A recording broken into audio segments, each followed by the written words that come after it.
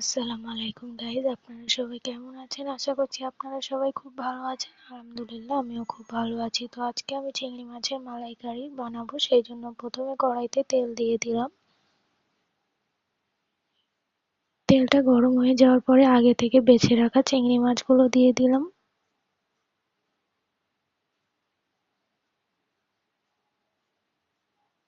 তারপরে চিংড়ি মাছগুলোকে সুন্দরভাবে নাড়াচাড়া করে ভেজে নিতে হবে।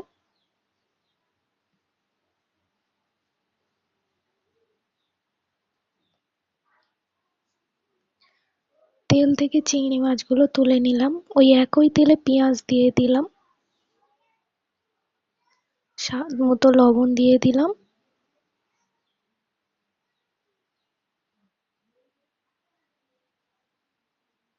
হলুদ গুঁড়া দিয়ে দিলাম,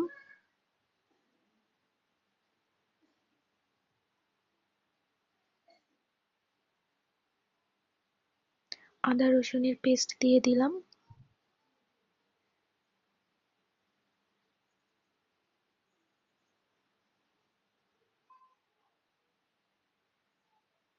জিরা গুঁড়া দিয়ে দিলাম,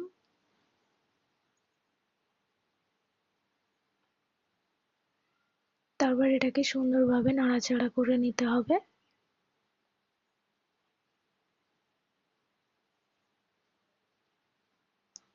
একটা তেজপাতা ও গোটা এলাচ দিয়ে দিলাম। তারপরে পেঁয়াজগুলো সুন্দরভাবে হয়ে আসলে আগে থেকে তৈরি করে রাখা নারকেলের দুধটা ঢেলে দিলাম।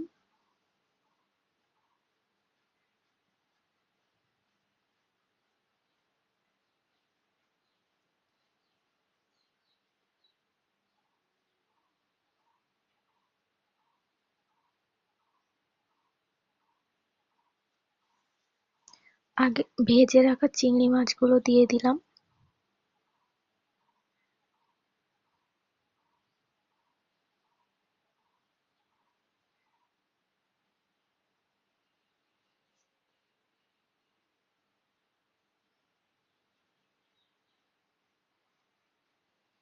চিনি দিয়ে দিলাম আমার স্বাদ মতো, আপনারা যেমন ইচ্ছা দিতে পারেন।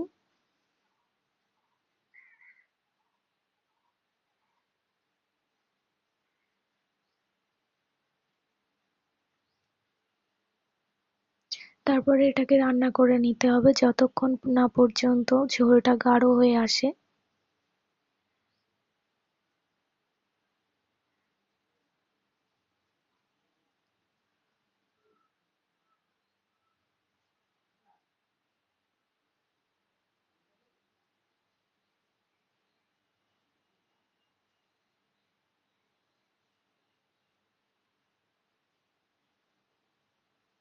এবং এটাকে কন্টিনিউয়াসলি নাড়তে হবে যাতে করে নিচে না লেগে যায়।